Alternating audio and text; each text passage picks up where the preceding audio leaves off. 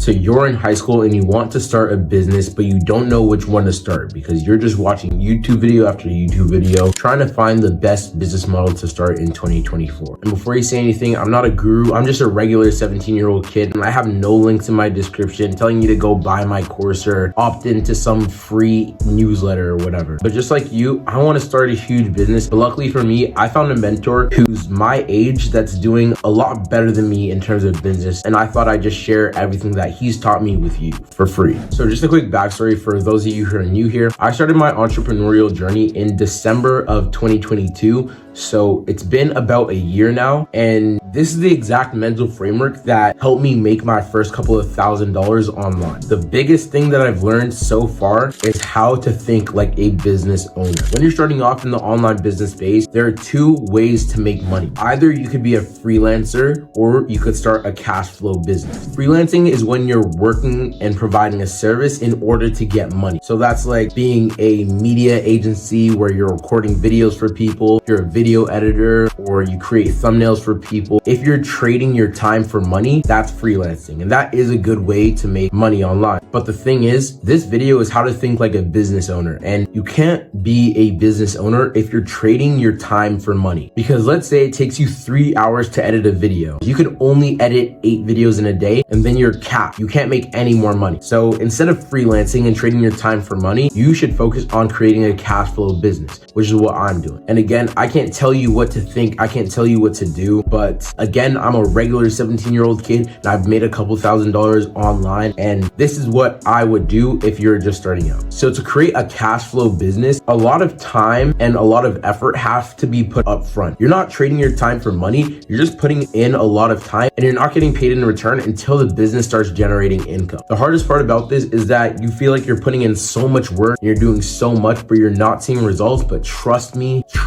you just know when you're almost there, and when you do get there, it pays off. A couple examples of cash flow businesses are like drop shipping, SMMA, or the business model that I'm currently doing, which is helping fitness influencers monetize their social media following, and I take a revenue share of the revenue that I generate for them every month. So if you're thinking of starting a cash flow business, that's putting a lot of time up front, but in return, you get money coming in every month instead of putting a couple hours and getting paid, and then putting a couple hours and getting paid. So at the end of the day, if you want time freedom, location freedom, and financial freedom, then you should focus on creating a cash flow business instead of freelancing, which is basically just being a glorified employee. Now that you understand that creating a cash flow business is the way to get rich, in order to create a successful cash flow business, this goes against what every single guru is saying. And again, you have to come up with what you think of this. You can't just take my word for it. You should find an industry to work in that you're actually interested in, because taking action is a non-negotiable. If you want to find success in your business, then you have to take action. You have to do outreach. You have to get leads somehow. So if you're doing it in an industry that you're actually interested in, then you're going to wake up every day and you're going to want to work. Me personally, I used to run an SMMA where I did lead gen for roofing companies and med spas. I never found any success with that, and I just hated it. I didn't care about roofing companies or getting them leads. When it came to doing outreach, I didn't want to cold call people, and I wasn't even passionate about it. So I was just going through the motions like a robot, and it was kind of emotionless. And I feel like that was a reason why I also found no success. But now with this new business model that I'm running, I'm helping fitness influencers monetize their social media following. And this is just interesting to me because I go to the gym, I'm into fitness, so it's something that I can actually talk about and have conversations about. And I'm an influencer that's trying to build an audience. So I'm helping people who are where I currently want to be, and by helping them, I could provide value to them and also learn from them. So it's something that I'm interested in, and it's something that I want to do because I can provide value and I can also receive value doing it. But in order to find a business that you're interested in and actually generates income, you need to just sit down, reflect inward, and figure out what you want and what you're interested in. And trust me, you'll think of something.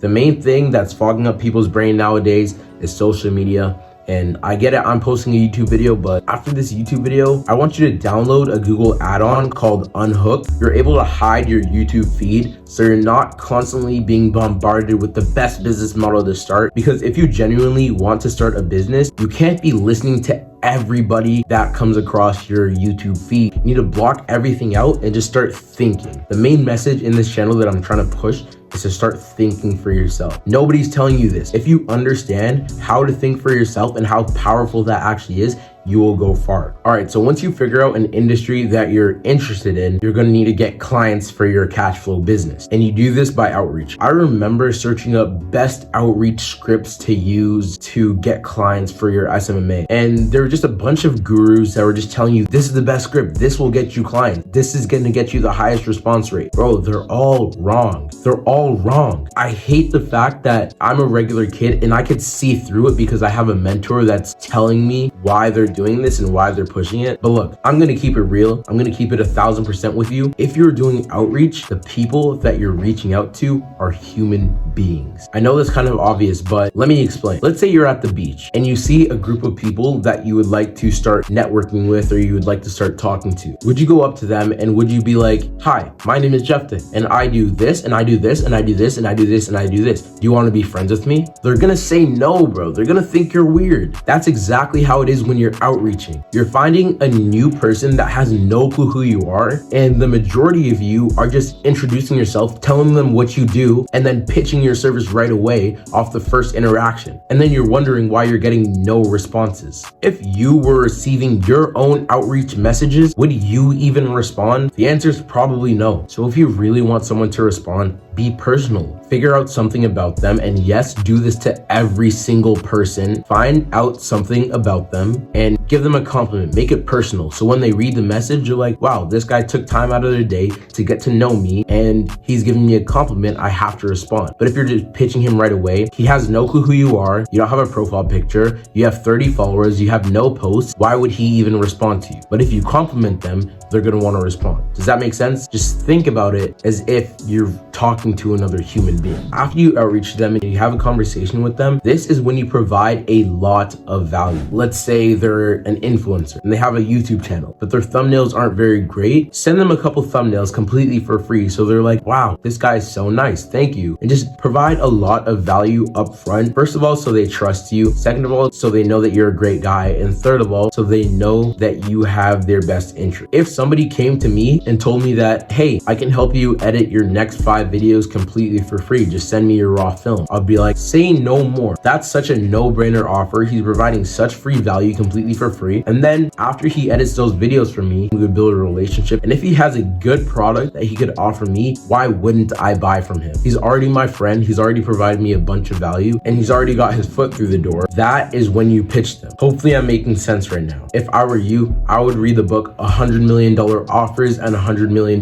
Leads by Alex Hormozi. Those books teach you how to create a good offer and get leads for your offer. Again, read this book for yourself. I'm not going to explain to you what it is. I genuinely want you to start thinking for yourself. I don't want to tell you everything. I want you to develop yourself, and I can't help you do that by just telling you everything. And boom, once you have an offer for your cash flow business and once you have your first client, then you have to figure out how to streamline the process and start outsourcing work, if that makes sense. Big business owners have employees. They don't do all the work themselves. They delegate the work onto other people so they could focus on actually growing the business. So once you get your first client, figure out how to streamline the process and then outsource the work so you could buy your time back and start growing the business. So I know I was rambling, but hopefully this helps, and hopefully you take this video and you start thinking for yourself and you genuinely start taking action. And hopefully you notice that I'm being 1000% real. I'm not holding anything back. I just want to provide as much value as I can. Hopefully this helps. So to wrap it all up, in order to be successful with business, you have to look at it differently. You can't be listening to these YouTube gurus or the best business model to start in 2024. You need to be able to make connections, be authentic like a real human being, provide a lot of value and solve problems, and that should get you to that final destination. I think I'm gonna wrap up the video right there. Hopefully you enjoyed. If you've learned anything throughout this video, or if you have any more questions, all I ask is for you to join my free community on Discord. The link is in the description. Every Thursday at 1:10 p.m. EST, I host a group call or an Ask Me Anything where you can ask me any questions and I pretty much answer them as best as I can. So if you feel like that would be beneficial to you, click the link in the description and be there on Thursday. Other than that, I appreciate you for watching this video. Make sure to click the like button, hit subscribe, and share this video with your friends if you think they would find it useful. But anyways, that's it for me. See you later.